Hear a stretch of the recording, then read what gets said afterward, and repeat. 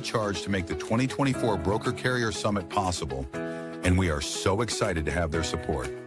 In case you haven't heard, TAFS offers much more than freight factoring. It provides a comprehensive support system for trucking companies of all sizes, specializing in fast and efficient invoice factoring with the ability to pay carriers in as little as 1 hour.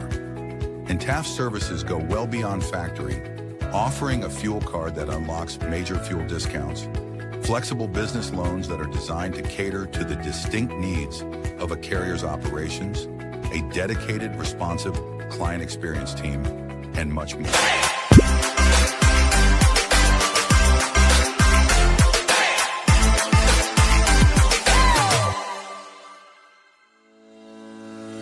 Black Box Logistics is a 3PL freight brokerage based out of Birmingham, Alabama. Black Box Logistics was formed in 2020 by 3 friends, Logan Dyer, William Graves, and Will Hopkins, in a basement office with the goal of bringing transparency around the clock communication and hassle-free customer experience to the table.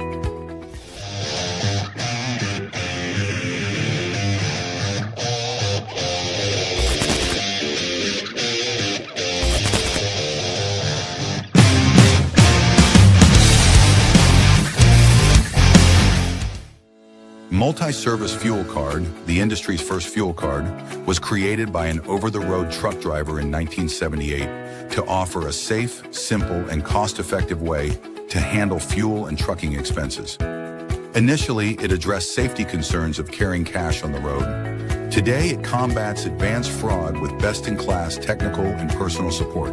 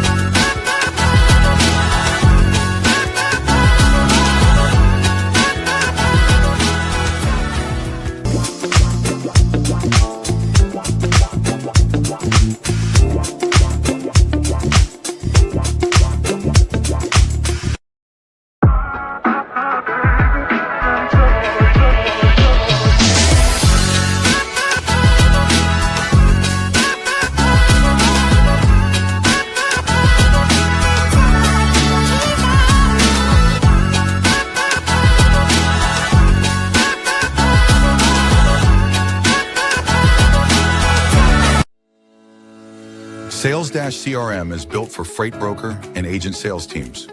Manage your shipper prospecting and follow-ups. Organize your carriers in the lanes they run.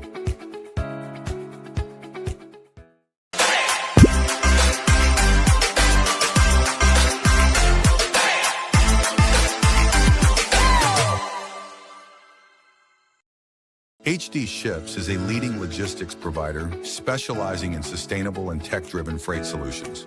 With hubs in Reno, Phoenix, and London, we deliver comprehensive services, including full truckload, expedited cross-border, and intermodal freight. Leveraging proprietary technology, we offer 24/7 tracking, real-time visibility, and advanced automation to ensure safe, compliant, and efficient transportation. Our commitment to sustainability enables clients to offset emissions through carbon credits, aligning logistics with environmental goals. At HD Ships, we prioritize transparency, reliability, and exceptional customer service, empowering clients to achieve seamless, sustainable logistics solutions worldwide.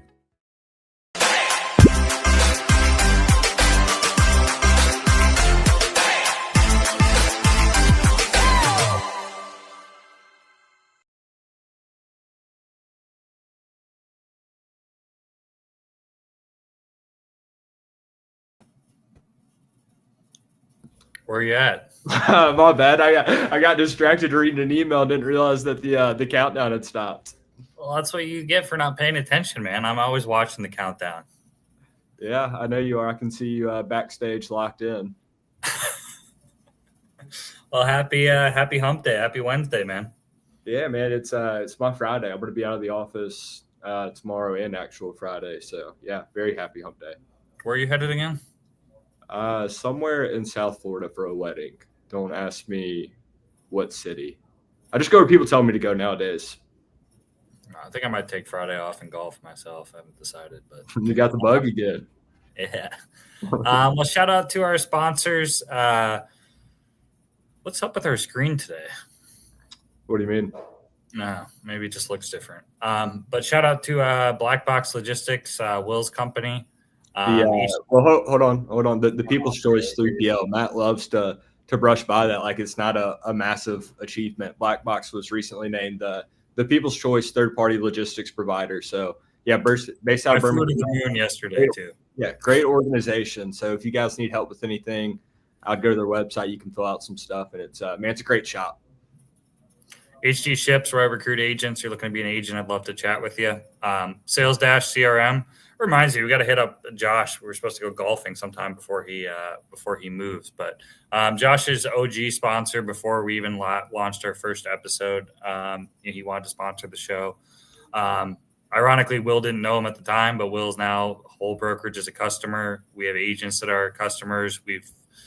Both Will and I have met Josh in person and Drew.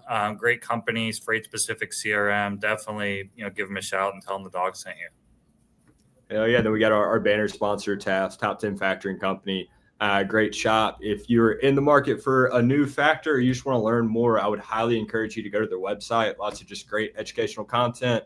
Rob, Ryan, our contacts over there, very helpful. If you guys want to get in touch with somebody over there and you don't know where to start, feel free to shoot Matt or me a message. And if you happen to get in touch on your own, tell them that the Dawgs sent you. Yeah, 100%. Well, today's guest should be fun. I mean, Krystina is the real deal. I mean, like I posted about, in terms of her success in the industry, her sales techniques, she posts a lot of great content about sales on LinkedIn too. I've known her for a couple of years now, and excited to chat with her. Yeah, well, hopefully it goes better than the last time you had her on a podcast. From my understanding, just from what I've heard, your laptop died about halfway through on the previous show with Alex. So fingers crossed that doesn't happen today. I didn't remember that. That was like probably 2 years back. But yeah, my laptop's good. We're at 100%. It's plugged in. It can't be any worse than the episode when I was in Indiana that we had, and a tornado blew out my power like a minute into the show.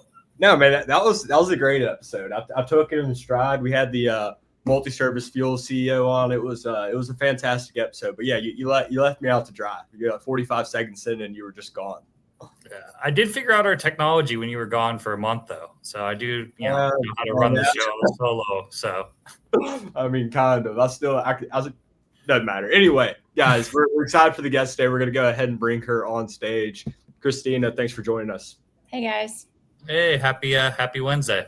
Happy Wednesday. I was going to say, it's interesting. This is the second guest we've had in the last month. We're from Chattanooga, too, or the Chattanooga general area. So Krystina is also a former Dog of the Week, and that's worth mentioning. So yeah, and maybe future.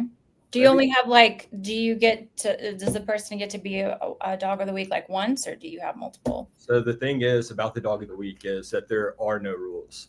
So potentially we could have a repeat Dog of the Week. We haven't had anybody be a repeat yet, but never say never. Right. We did implement a rule. I did no more animals. I saw the duck. Yeah. Yeah, the duck's great. Makes sense. Yeah, it was a great Dog of the Week. And then one week we had an actual dog was the Dog of the Week. Somebody's office dog, like four-legged pet, not DAWG, with little headsets. So yeah, we've had a lot of different Dogs of the Week, and yeah, potentially we could have a repeat. Haven't yet, but you could be the first. We'll find out. Yeah. Matt, how has your experience in Chattanooga been like? What's your favorite and then like least favorite thing about Chattanooga so far? I mean, I like it. The weather's a little too hot for me. It's probably my least favorite in the afternoon. But people are nice, food decent, costs are lower, views are great. I'm loving it so far. You've been in Chattanooga your whole life, right? Or this area? Yeah. Like I went to high school in Hickson, and then, I went to UTC. I got into UTK, but it just wasn't a good idea. So I stayed at UTC. Good stuff. Well, kind of give us maybe a little bit of background for the viewers who don't know you, kind of about your logistics journey. I know you own your own company now and are building a book, but maybe kind of backtrack. You obviously have a lot of experience in the industry. Yeah. Well, let's see. So I thought I was going to go into government. I worked part-time for the city. I was like a communication specialist while I was getting my degree. And then as soon as I graduated, I was like, I can't do this long term. I just found it so boring. And so I pivoted to logistics. I got interviewed at a couple places. Coyote actually did not want to hire me, which is funny, because I just know so many people that have worked there. But yeah, so I interviewed around, went to Steam, here in town. That building that's new downtown Chattanooga that you see, Matt, that's like new. I didn't work there, but they had an office right beside it. And it's like right across from Reliance. So I worked there, and then I wanted to go into domestic brokerage, but Steam at the time couldn't do domestic freight, and they did like international primarily. So they just not recently, but I would say like in the last 4 or 5 years started doing domestic. So yeah, then I went and interviewed, and I found a growing small freight brokerage, and I just kind of like fell in love and was like, this is wild. This is crazy. It's like the Wild West, and I just was all about it. So I stuck around. I didn't know anything about logistics. I didn't have any sales skills. And they just told me to get on the phone, start generating revenue. And I just remember that being really hard. But I made it work. And then 2024, just a lot of things happened in between when I started there to the year that I left, or last year that I left. But yeah, I left and I started my own company, started my own brokerage. And I had to leave all my business behind due to a non-solicit, which was kind of like a non-compete with the wording. But my lawyer kind of got out of the non-compete. Cool. It's a big step. I mean, betting on yourself, because you were in the W-2 space for what, 7, 8 years before you opened your own brokerage, and then a year with Steam, so I would say like 8. So a couple of things that I want to say. I don't want to get too off track. So I've been to Chattanooga once, to where you guys both live, and actually when I got there, I parked across from the Steam building, and there was 2 homeless men going at it, like just full out brawl. Yeah, that happens. Yeah, it was pretty cool. I mean, we sat there. Sounds like something in Columbia. I wouldn't call it cool, but yeah, it's a Chattanooga thing. Well, yeah, they were going at it, and it was quite entertaining, and it went on for pretty long. But yeah, that building's very nice that they were in. Chattanooga's beautiful. Nice. I'm gonna try to get up there somewhat soon. Matt keeps talking about an HD Ships sponsored event, but I've yet to see any details. But I'd like to get up there for that. Stay tuned. It is happening in October, but stay tuned. Yeah, but so in Birmingham, which you guys are kind of south, would y'all say Chattanooga South? Yeah. Okay. Southeast. Okay, yeah. Just making sure. So Birmingham, a lot of people here in What do you mean? Why would Chattanooga not be south? It's Tennessee. I have no idea where we'll go sometimes on the show. You do realize that Tennessee and Alabama are neighbors, right? So anyway, what I was going to say is you guys will just let me be great real quick. You talked about freight being like the Wild West. So what we call it, I say we, a lot of people in Birmingham will call it like the redneck stock market. Yeah, that's definitely accurate. Yeah. Yeah. I didn't mean to get too far off track. That's a very cool story. So, and on top of everything, you kind of have a new venture going, right? So tell us a little bit about that with the sales training booklet or whatnot. Fill us in. Well, it's not a booklet; it's a course, but that could develop into something else. But there's definitely a pain point right now with either new brokers or brokers trying to grow their book of business, and it's the lack of sales skills. I mean, you guys can tell me, like, what separates a new broker that comes in without any knowledge on freight, without any history or anything like that, from a broker who, so say 2 brokers come in, they have no knowledge, they start at 0, right? What separates the 2? One that's starting to generate revenue within the first couple of months, profits doing good, They're just continuously getting loads, and carriers are calling them, and you just see, you look at them and they look busy. And then you have, a broker that's maybe sitting at a desk next to them, and it's just completely different, no calls. They're on their phones, they're just slow, right? So what do you think separates the two? I mean, I would say probably a lot of things. But I mean, like I would assume that At core, right? I mean, they both start at zero. What separates the two at their core? maybe like being proactive, wanting to like go get after it. If one's like on their phone, if you're talking about maybe like playing on their. No, I would say that they're both ambitious. They both started at the same time. They're both hungry. Okay, training is the answer you're looking for, I think. I would say sales skills. Yes. Okay, sales skills. But are you, so when you say sales skills, are you kind of talking about, do you believe that people are either, let me backtrack a little bit to where it's going to make sense. So some people say that, okay, you're either, a lot of good salesmen, they're just born with it, right? And then others say, no, it's something that you can like learn or whatnot. So when you say what separates these two people, are you saying that one is inherently better and more suited for sales, so they pick off and they get it, as opposed to the second one who's not a good fit? Or are you saying that like sales training early on is what got that individual A to producing all that good stuff?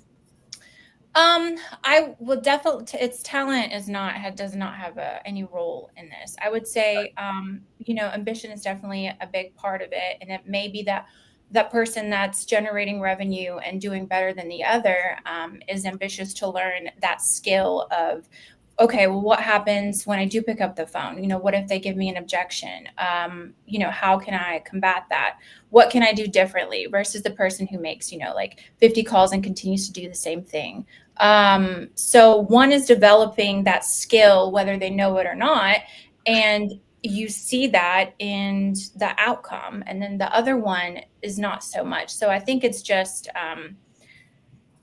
just ambition and just having your mind set that you're trying to learn a skill, and then kind of reaping the benefits of that. Yeah, no, Does that make sense? I think maybe I could word it better. I'm following you. Matt, I don't mean to interrupt you real quick. So from my understanding, what you're saying is, okay, so person A comes in and it's like, okay, if they're not doing good, they're learning from that and building on it so they're better positioned for tomorrow. It's like the small steps that we take each day if we're framing it the right way, being productive, ambitious, saying, okay, like I'm learning, even if I don't get the result I want, it's still a win because I can use this knowledge into my next call and over that over time. Yeah. Matt, I didn't mean to interrupt you. It looked like you were about to ask a question. Yeah, I was going to say, I mean, I think both can be true too. I mean, a training aspect and, sales talent. I mean, you said there was not really a whole lot of training when you started building a domestic book. You just kind of figured it out on your own. And there was no training at all. I mean, I sat with another broker for like 2 weeks and then they told me to get on the phone. So that was my training. Yeah. It sounds like a lot of training in the industry. Yeah. But how did you go about building that book back then? I know you said it was hard. I mean, how did you kind of learn some of the things, over the years of, building up that large book out of W-2? I mean, that's part of the reason I kind of started the sales course, is because I figured out that I was just using the same strategies and like the systems that I used the first time, whether I knew it or not. And so I applied them again when I was left with no choice but to rebuild my book of business or leave the industry. So that's kind of where I pulled from. Were there a couple skills that, really helped you back then that you're reusing now? Maybe there's some new brokers listening, or there's a couple important things. So I call it intentional prospecting. So essentially, instead of going in and putting in like 100 prospects to reach out to, which I see a lot of new brokers doing, they will take like 2 weeks, or they'll take like hours out of their day and they'll start just putting in all of these prospects, like these enterprise shippers, like Coca-Colas and Volkswagens or whatnot. And then what I did, I would focus in on like 20 at a time, and I would focus in on hard. I would, do my follow-ups. I would do all of my research up front. And I know it sounds like a lot of work, but the results from that are just so much more beneficial than, like a spray and pray tactic. So I just did that. I didn't go in and call 1,000 shippers right when I started my brokerage. I could have done that, but I didn't. I focused in on 20. I focused in on my city. Then I went to the state and the Southeast, and then, kind of wrote down all the things I've succeeded with in the past, and just used the same strategies and systems that I used the first time. How did you figure out to do that? As opposed to seeing a lot of people around you making 100, 200 calls, spray and pray. I mean, it's so common in the... Because I did that the first time and it wasn't working. And I was like, that's kind of when I talked about the two people who start. So there's one that learns from their mistakes and there's one that doesn't. So the one that learns, and I was in that bucket, is I was like, this isn't working for you and it's not working for me. So you can keep doing you, but I'm going to go over here and do something different. So when I try these different tactics and when I focused in on 15 to 20 shippers versus 100, and I was so intentional with it, I started producing more than the people that were that started at the same time as me. And all of a sudden I found myself on like the leaderboard, and then I was the first one. I would come up that we had like a little list of the brokers who like ran the most amount of volume and generated the most amount of profit for the last month or whatnot. And so I would find myself on that, and I just kind of stuck to that and perfected it. And yeah, hopefully, well, not hopefully, now I'm kind of liable to. Now I'm going to teach it. It makes sense. So, yeah, I mean, I think a big thing for any organization is, so let's say hypothetically, if somebody's onboarding brokers the way that you explained it, where you had been trained previously, like give them 2 weeks sitting next to somebody shadowing, and then they're, just off to the races, and they'll either get it or they don't, which would be kind of categorized like sink or swim almost. But if and when you find somebody who does swim, right? And then, okay, like it worked for this person. So whatever, it's like tribal knowledge for the individual, but how do we make that institutional knowledge to like document what works as opposed to this spray and pray and just kind of figure it out? I think when you consider ramp time for any hires or just brokers in general, like speed to profitability, it makes a lot of sense to kind of like, why are we going to repeat the same mistakes or do what we know doesn't work, and almost call it like just like a rite of passage to get to where you want to be. And then, yes, lead count. That's a huge thing, which I'll shit on Black Box for a second. For the first 2 years, our lead counts were way too high, and it was a lot of spray and pray. And I got some insight from somebody who had owned and sold a brokerage, and he kind of sat and I screen shared, and he just roasted me for like 20 minutes about it. And then we eventually cut it down to where it's much more, it aligns a lot more with what you're describing, Krystina, as opposed to because, yeah, unfortunately, I was trained the same way, where it's like, okay, basically, like yellow books, just start calling. And then I left, and it worked for me. So, like, I'll be very frank, like, it worked for me. The spray and pray thing, like, I picked up on it. I don't know, just get on the phone, and it worked. So I was like, let's just keep doing that. But, okay. But did that in a very good freight market, though, too. Talk to me about what year that happened. Exactly. About 2018. 2018 wasn't that great. 2018 was a lot better than the last. Yes, but it's not like it was a bull market like post COVID for 18 months to 2 years. I'm just saying, so like my stance on it is that, yes, what you're describing is a much better way, and that's what we do now. But still, there are certain people that probably will get it just because maybe they are more attuned to sales. But I'm saying I completely agree and align with what you're saying, your strategy. All I'm getting at is that's how I was trained, and that's all I knew until somebody else showed me a different way. And then it made sense. So we need more people like you who are willing to share that knowledge. I agree. But yeah, I did spray and pray, but I got customers out of it. Okay. Well, did you spray and call with calls or spray and pray just with calls, or like emails, or both, or LinkedIn, or? He just said he had the best rates. That's all he said to everybody. Calls and emails. Matt, to be frank, yeah, like I was 18, 19 years old. I didn't know what the hell I was doing, and nobody taught me. So it was like a bunch of price selling. I didn't know a better way. So yeah, like looking back on it, talking about it now, and like where I'm at with Black Box and stuff, I can look back and be like, yeah, like I didn't know what I was doing, and it's embarrassing if I read some of my sales emails, but I didn't know any better. So that's what I did, and I know that I was so invested, I wanted to work so bad that I made it work. But if I would have gone about it a different way, it would have been much easier. Yeah, easier.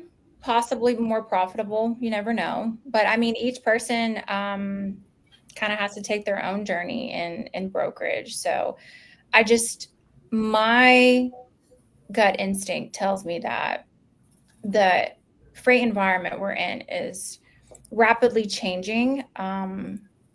It's just becoming oversaturated, and not necessarily in a positive way. I also see it more fragmented in the future, kind of like what Matt is doing with HT Ships, where he's pulling people primarily from W-2s into these independent roles. And you encounter situations like I had with a non-solicitor non-compete. And if those same successful brokers had, maybe the first time they used a spray and pray, and now they're wanting to go independent, maybe if they had a bit more confidence in their sales ability, maybe a lot more people would jump into that independent world, Yeah, and you do get better quality customers from that approach as opposed to the spray and pray, because the spray and pray really it's a price driven sales tactic. And you're not finding quality customers or really offering any value to justify like a more margin, right? So nothing's really expensive if value is there, right? So, but if all I'm doing is posting to truck stop and just like asking to like quote a load and then trying to beat somebody's rates, there's really no value. And honestly, the service is probably shitty. And that's no good for anybody. It's not good for the carrier. It's not good for the broker. It's just kind of I don't know. There's no customer retention there either, which is unfortunately what a lot of people do, kind of like a race to the bottom. Yeah, I always say, sorry. I was just going to say, I always say that if it's easy to get a customer, it'll be easy to lose them. So that was my only point. I'm going to clip that. That's what I was going to ask. So what made you that's a big bet on yourself. I mean, obviously what was your peak book of? I mean, you had a 6-figure GP book, or at least close to it, when you left your W-2, right? Oh, yeah. Or over 6 figures. Over 6 figures a month. That's what I thought. So that's a pretty big leap. I mean, obviously you have a non-solicit, so you're starting over from scratch. I mean, who knows what your W-2 paid, but you're walking away from 6 figures, if not multiple 6 figures in income, a 6-figure GP book, to go open your own brokerage and not a good freight market. No, not see that very often. So what kind of talk about that, and maybe the challenges, and kind of what made you kind of bet on yourself in that regard? I think it's because I was primarily commission based at my W-2. And I wasn't looking for that salary, I don't want to say I planned for it, but at the same time, I knew that would happen eventually. That big jump would happen eventually. So I had started strategizing ahead of time. And I'll be frank with you, for whatever reason, I didn't even consider the agent route. I did probably 3-4 months in, and I was like, damn, this is hard. Maybe I should have done something else. But, and luckily it worked out, but whenever somebody asks me, I'll have a bunch of DMs on LinkedIn, and they'll be like, hey, I want to start my own brokerage. What did you do? How can I do this? And I'm like, let's talk about it, because I'm not sure if you want to do that right now. If you have a great book of business, make sure it's transferable, but also maybe look at the agent route first. Does that answer your question? I'm sorry. Yeah, no, I mean, yeah, no, it definitely does. I mean, I meant kind of too, in a sense of you obviously had some confidence in your sales ability to walk away from that amount of GP a month, that amount of income, and just start over from scratch and go back to rebuilding a book from the 2017, 2018 days, on top of, like you kind of just hinted at, some of the challenges of owning your own brokerage as opposed to an agent, of dealing with all the technology, the carrier pay, people wanting to work with you the first year, and doing all that chaos, on top of owning, on top of rebuilding a book. Yeah, and I think I'm also a little bit crazy, because I am so entrepreneurial that I just had no doubt that I was going to somehow, some way, do or die. That was just kind of my mentality. But I would also say that I think I started my company at the right time, because had I started when the market was flipped and the carriers were in charge, there's no way I would have made it work. I really don't think so. Even if I had the business, the carriers have to be able to run it. And the trouble that I went through, even in that soft market, even with my lanes were like West Coast to the Southeast, flatbed, step deck, Conestoga, perfect. Everybody was trying to get out, of the West. So that perfect lane. And I still ran into so many issues with, like, I remember Cargo Boss. I don't know if y'all use them or not. Mhm. Yeah.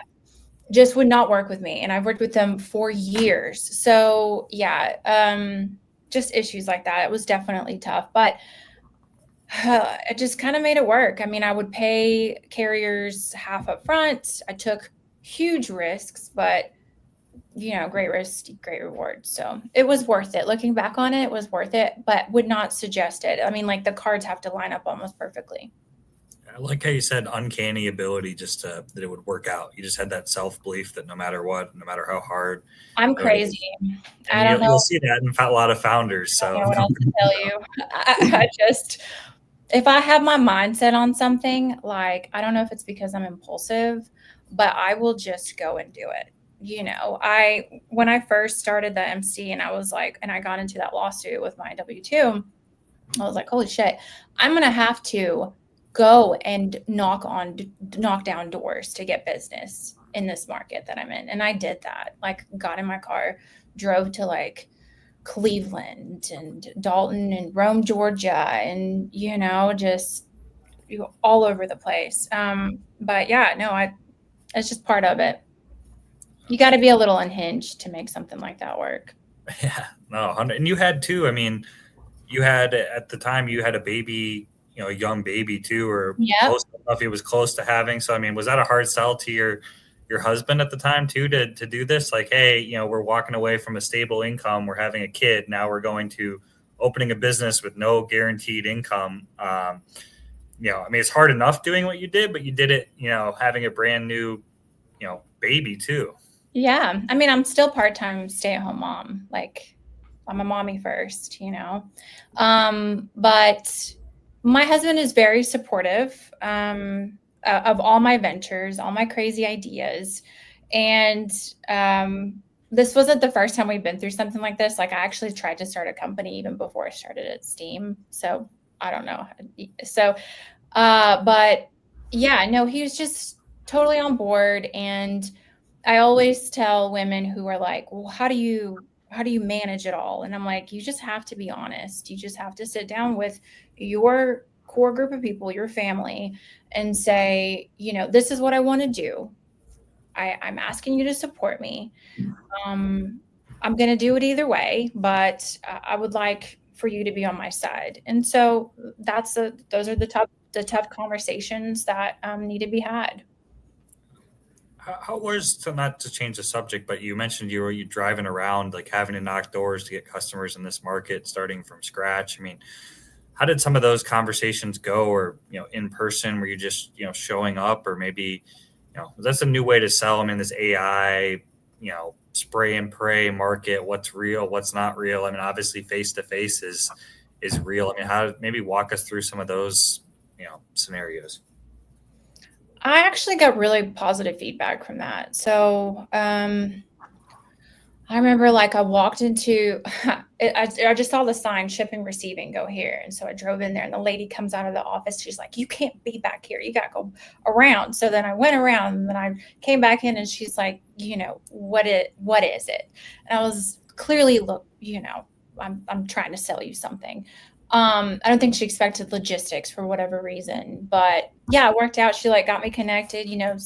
Steve Bob is not here, but here's his card, and I'll tell him you came by. Then Steve Bob would call me and say, hey, you came by. Why? I think that there's just a lot of noise in the industry when it comes to like AI right now, and just so many spammy emails and calls and all of that. So I think that when you take your time to which I don't think a lot of people do nowadays. You take your time to go and like introduce yourself in person or leave like a video message or a voice call or whatnot. I think that differentiates you from the noise a little bit. And so it worked.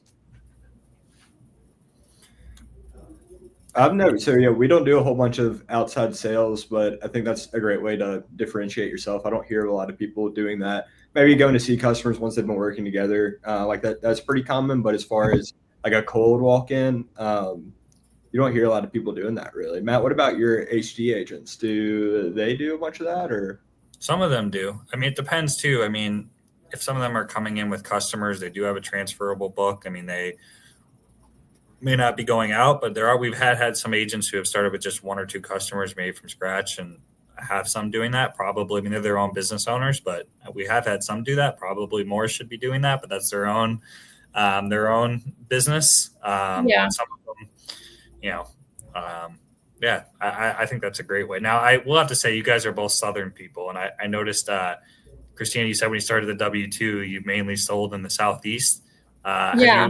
You guys have expanded. Do you notice that, like, personality wise, it's easier for you to sell in the Southeast? Are you kidding? Are you kidding? Have you tried to call a shipper in like New York? Well, that's why I was asking the I'll question. work with people up there.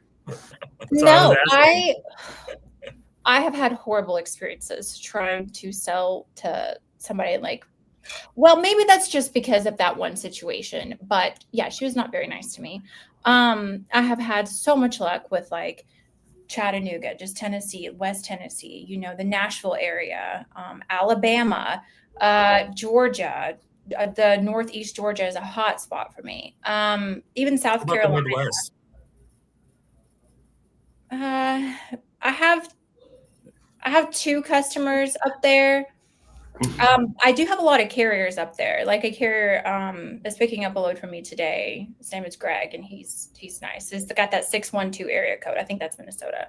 Yeah, 612 Minneapolis. Yeah, I have more carriers in the Midwest than I do customers. No, I actually I posted about that a long time ago. I mean, I think you have to have a different personality to sell. I couldn't sell. Got into phone sales at 19. I've always struggled selling to the Northeast, the Midwest, and the South. I think. Well, maybe you just planted a seed. Maybe I'll start selling the Midwest and take over that. We'll see.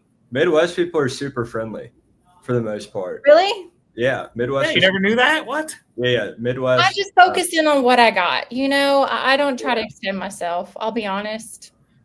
Yeah, no, I think it's probably because, okay, like you're in the Southeast, so like near you. I mean, that's what you're around. You said that you grew up around here, so it's much easier to kind of like do that back and forth with people that probably have similar experiences, like live in the same spot, as opposed to if you call somebody like in New York, it's just different. Yeah.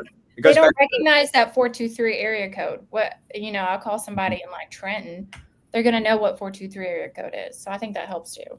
Yeah. And then, I mean, conversations in general. Trenton, New Jersey too. Yeah, there is.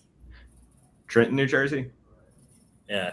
Yeah. That's why when you said Cleveland, I knew you were talking about Cleveland, Tennessee, but probably. Oh, you thought of Cleveland, Ohio? Ohio. I was like, it's just people listening probably thinking you're going to Cleveland, Ohio. No. Cleveland, Tennessee. No. Mm-mm.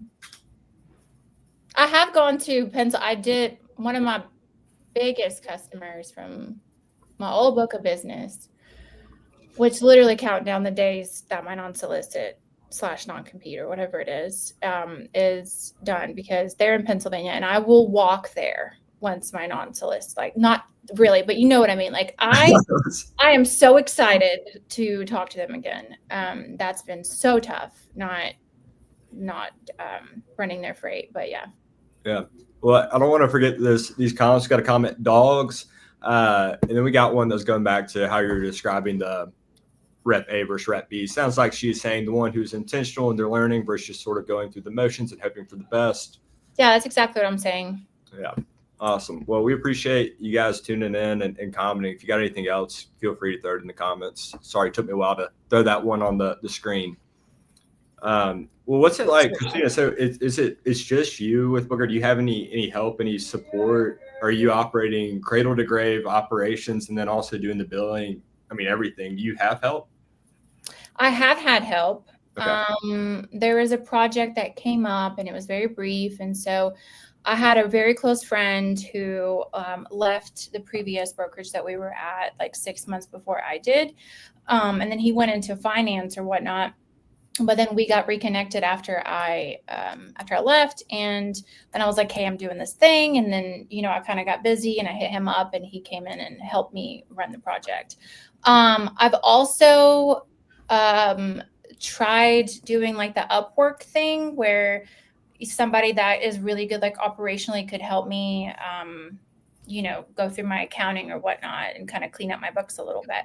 But I didn't really have much success with that. So, and then there's another time I brought in my, a girl I knew, not from my previous, but the previous job that I was at. And she did a little bit of sales and was going to become an agent. And she ended up being an agent with Armstrong. So, and we're still friends, so it's fine. But yeah, just kind of here and there, I started growing so much that I came to a point and I was like, okay, I either need to step back, focus on what I have, and keep it small and try to figure out growth at some point, or I need to go ahead and open up an office and start hiring people and get investors in and figure out credit and all of that. Or not credit, but capital. Because with growth, you need money. So yeah, I was just two avenues and I was like, I'm going to step back. Still a stay-at-home mom, I still have a toddler. So that's just the avenue I took. And I'm happy that I did that, just kind of watching everything that's going on in our industry. I'm not really sure where it's going to go from here. There's been so many predictions and I don't trust any of them at this point. So yeah. No, I think that's really cool. I mean, for a lot of founders, you hear them talk about it, it's like it's kind of, you have to learn so many different things. Yeah, I'll speak for myself. We got into business, we're looking around, something needs to be done. None of us know how to do it. Well, like, we're gonna have to figure it out.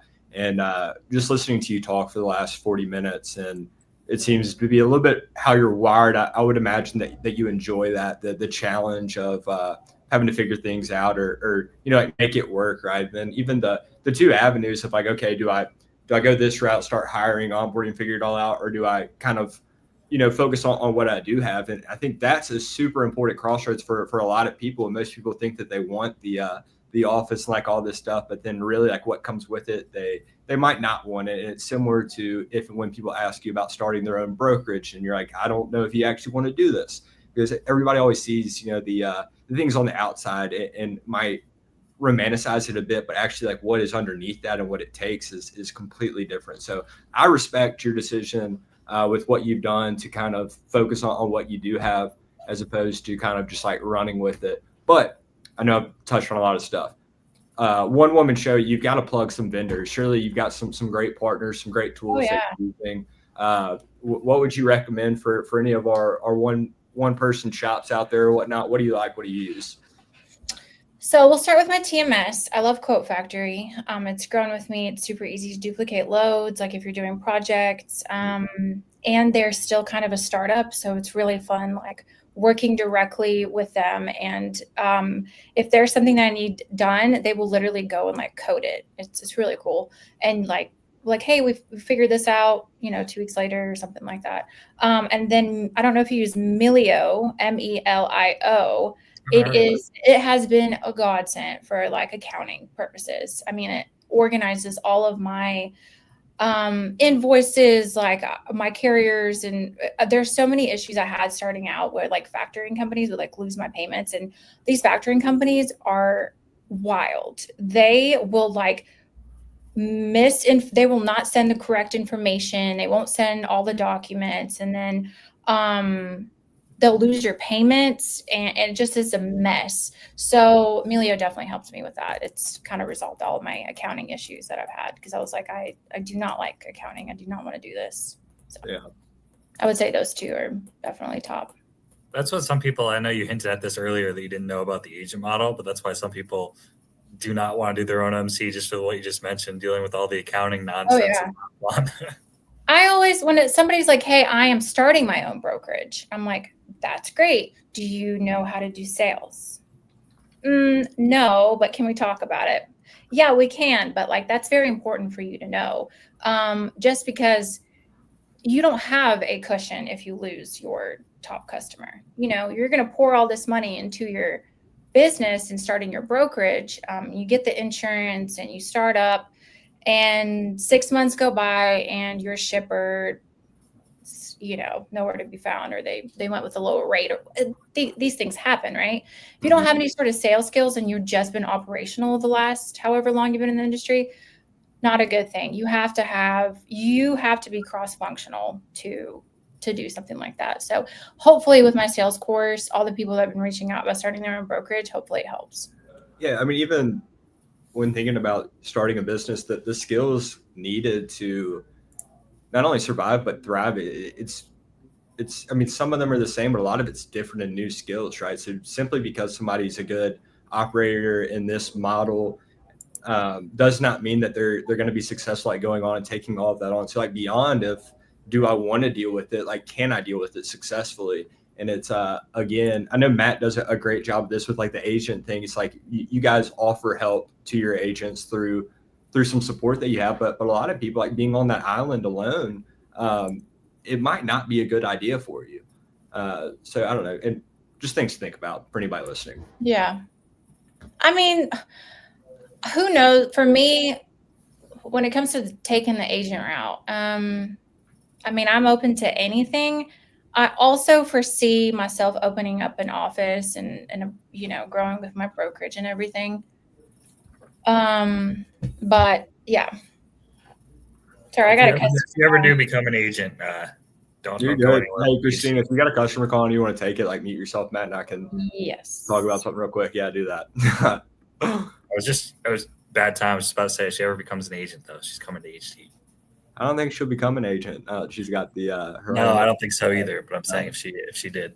But yeah, no, a lot of good bits today. I mean, Krystina obviously, you know, has a massive track record of success, and that's the fun part about bringing on people like that we know. You know, there's a lot of noise right now. You see her; she's talking with her hands, getting real animated, doing all this stuff. I was looking at you. I wasn't even seeing her in the background. She didn't even step away from the screen.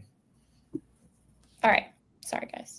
No, you didn't miss anything. My customer called me and he was like, hey, looping you in with this warehouse manager, Oscar or whatever. And I was like, not right now. But he was like that. He's so cool, though. It's totally fine. No, that's awesome. Super great guy. We're kind of getting miss much. I just said if you ever change your mind and become an agent, you're coming to HT. I might. I really don't know. Like, I'm at this crossroads, and now that I kind of announced my sales course, and don't ask me anything about it because I'm trying to figure it out. And all these people kind of signed up for it and like had subscribed, and I was not expecting it. And then people started sending me messages, and I was like, well, shit, now I got to really like put everything into it. Now I'm going to, because like I'm the type of person that I can't, if I'm passionate about something, like I can't do it half-assed. I got to go all in. So yeah, I'm going to pour everything into this. So I'm super excited about it. Yeah, that's awesome. We'll definitely keep us posted with updates on anybody listening. Make sure you give Krystina a follow and stay posted for the sales content. We enjoyed watching you in action, talking with your hands. Looks like you're that's all I do. Yeah. Awesome. Well, we're getting towards the end of the hour here. Before we wrap up, is there anything either of you guys want to bring up, talk about? Any questions? I think that's all I had. Definitely check out Krystina's posts. I mean, you had a great post this morning. I actually deleted that one. I'm not sure why. All my posts are like book long, so I don't know. I was like, nobody's gonna read this. I just deleted it. But I don't really want to do that. You read it? Oh, yeah, I liked it. You're trying to get the. Yeah, I was going to bring it up on the show. I'm glad I didn't bring it up because now it's deleted. If anyone wants to look at it. Yeah. Well, regardless, give Krystina a follow. It's great content, and she's got an exciting sales program coming out. So stay tuned, Krystina. We appreciate you making time for us. We know that you're busy. You've got a lot going on. We can see you talking with your hands and whatnot. So thanks for making the time to come join the Two Dawgs pod today. Yeah, thanks, of course. Thanks for having me, guys. Or y'all. I would say y'all, but well, why? to say you guys. Y apostrophe ALL, y'all. No, just W. Oh, definitely there's no W. YALL, no apostrophe. All right, Krystina, thanks. We'll talk soon. All right. Bye. Thanks again, Krystina. That was good. Krystina's, like we've said a couple times, is just a straight killer in this industry. But yeah, it was a fun episode. Shout out to our sponsors, Black Box Logistics, HD Ships, Sales Dash CRM, the OG sponsor, Freight Specific. Hit up Freight Specific CRM. Hit up Josh or Drew, and Taft's Top 10 Factoring Company. Ryan, Rob, great people, great customer service, great rates, and yeah, I'm sure Will and I will be back next week. Matt, we really need to get something figured out with you and Black Box and the. Oh, if anyone's watched the show more than once, they know that you're going to say it's the people's choice. So, All right, bye, Matt. Have a good day. Time.